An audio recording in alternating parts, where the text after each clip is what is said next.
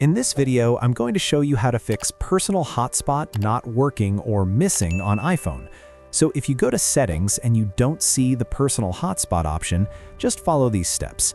Now the first thing you want to do is open Settings on your iPhone. Now once Settings opens, scroll down and tap on Mobile Service or Cellular, depending on your iPhone region. Now inside Mobile Service, what you want to do next is tap on Mobile Data Network. Now once you're on this page, look for an option that says Use Network Provider Settings and make sure this option is enabled. Now after enabling it, just go back to the main settings screen and wait a few seconds. Now if everything is set correctly, you should now see the Personal Hotspot option appear in your settings and you'll be able to turn it on and use it normally. And that's it. Your iPhone hotspot missing or not working issue should now be fixed. If this helped you out, please subscribe. It really helps me out as well. Thanks for watching, and I'll see you in the next one.